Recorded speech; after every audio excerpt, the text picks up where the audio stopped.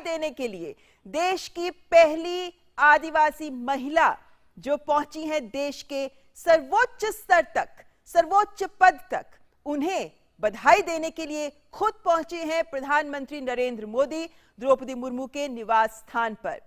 Bharatiya Janata party के साथ जुड़कर द्रौपदी मुर्मू ने जो राजनीतिक सफर शुरू किया था उसको तय करते हुए वो पार्षद से ऊपर उठी, विधायक और उसके बाद राज्यपाल बनी और उसके बाद आज वो राष्ट्रपति पद के लिए चुनी जा चुकी हैं। जीत हो गई है उनकी स्पष्ट। और ऐसे में प्रधानमंत्री नरेंद्र मोदी और भाजपा अध्यक्ष जेपी नड्डा इस वक्त यहाँ द्रौपदी मुर्मू के निवास स्थान पर जो उन्हें आवंटित किया गया है, प्रधानमंत्री नरेंद्र मोदी पहुंचे हैं उन्हें बधाई देने के लिए। शैलेंद्र, ये हमारे लोकतंत्र की ताकत दिखाता है कि किस तरीके से जमीन पर कार्य करने वाली एक महिला को सर्वोच्च पद मिला और ये पल वाकई अनूठा है। देश के प्रधानमंत्री खुद पहुंचे हैं उन्हें बधाई देने। निश्चित तौर पर बनता और आज एक इतिहास बनता हुआ हम सब देख रहे हैं। आज एक इतिहास का गौरवशाली क्षण जब भारतीय लोकतंत्र में एक आदिवासी समाज से आने वाली महिला को सर्वोच्च पद हासिल होने जा रहा है। और हम जानते हैं कि आप सीधी तस्वीरें देख रहे हैं जब प्रधानमंत्री नरेंद्र मोदी पहुंचे हैं बधाई देने के लिए, साथ में बीजेपी के राष्ट्रीय अध्यक्ष जेपी नड्डा है। निश्चित तौर पर ये जो गौरवशाली क्षण है, आज जो गौरवशाली दिन है, पूरी दुनिया को भारत ने दिखाया है कि हमारे लोकतंत्र की जड़ें कितनी गहरी है। हमारा जो सबसे विशाल लोकतंत्र, सबसे पुराना लोकतंत्र, दरअसल वो दुनिया को दिखा रहा है कि किस तरह से यहाँ पर सभी समुदाय के सभी वर्गों के प्रतिनिधित्व का ध्यान रखा जाता है और किस तरह से आदिवासी समाज से आने वाली महिला सर्वोच्च पद तक पहुंचती है। तो निश्चित तौर पर आज का दिन इतिहास में सुनहरे अक्षरों में लिखा जाएगा और हम उस इतिहास बनते हुए दिन देख रहे हैं। देश भर से जो तस्वीरें आ रही हैं वो आह्लादित करने वाली हैं, वो उत्साहित करने वाली हैं। शैलेंद्र, यहाँ पर हम दर्शकों को ये भी बताना चाहेंगे कि जब राष्ट्रपति चुनाव के आंकड़े स्पष्ट हुए जिन्होंने ये दिखा दिया कि द्रौपदी मुर्मू ही अगली राष्ट्रपति हैं देश की बन रही हैं, उसके बाद पहली बार इन दृश्यों के माध्यम से द्रौपदी मुर्मू मीडिया के सामने आई हैं जब प्रधानमंत्री नरेंद्र मोदी खुद उन्हें बधाई देने पहुंचे हैं। और जैसा कहा जाता है अभी तक वो बीजेपी की थी लेकिन अब वो देश की राष्ट्रपति बनने जा रही हैं।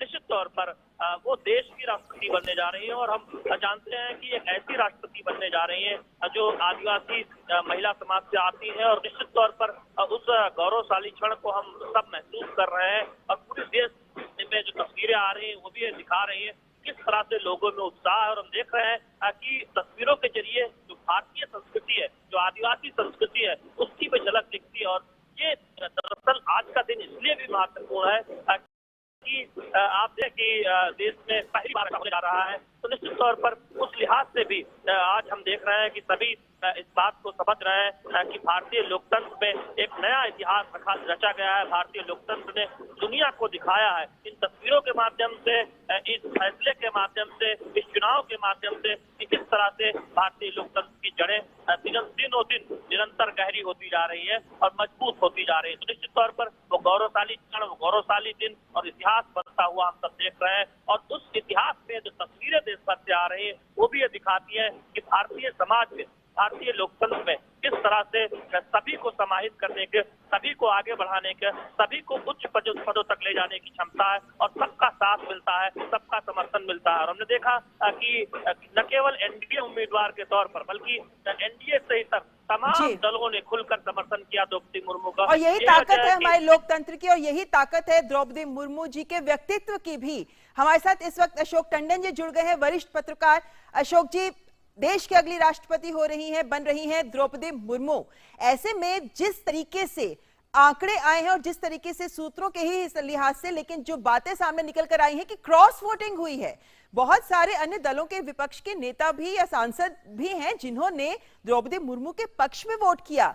हम ये कह सकते हैं कि दलगत राजनीति से ऊपर उठकर जिस तरीके का समर्थन द्रौपदी मुर्मू को मिला है वो दिखाता है कि किस तरह की शख्सियत और व्यक्तित्व द्रौपदी मुर्मू का है जिसको आज सब ओर से समर्थन मिल रहा है। देखिए, उनकी जीत तो सुनिश्चित थी जी। इस चुनाव से पहले ये लगभग तय था कि एनडीए के उम्मीदवार द्रौपदी मुर्मू जीतने वाली हैं, द्रौपदी जी। लेकिन ये मुझे बहुत सहज लगा कि यशवंत सिन्हा जी ने उनको बधाई दी है और अपनी हार मान ली। देखिए, यशवंत सिन्हा जी की हार तो उसी दिन सुनिश्चित हो गई थी जिस दिन पश्चिम बंगाल के मुख्यमंत्री ममता बनर्जी ने द्रौपदी मुर्मू के नामांकन पर ये कहा था कि अगर हमें पहले पता होता कि द्रौपदी मुर्मू ही एनडीए के उम्मीदवार होने जा रही हैं तो शायद हम अपना निर्णय बदलते। तो ये जो एक तथ्य सामने आया, इससे एक चीज स्पष्ट हो गई कि विपक्ष ने जो अपनी एकजुटता का प्रमाण देने के लिए यशवंत सिन्हा जी को खड़ा किया था, वो एकजुटता तो तितर बितर हो गई, तहस नहस हो गई। क्योंकि ममता बनर्जी के बयान के बाद लगातार हम देख रहे थे कितने ही क्षेत्रीय दल उनके समर्थन में आते गए और इसी कारण से उनकी जीत और ज्यादा सुनिश्चित हो गई। मेरा मानना है कि उनको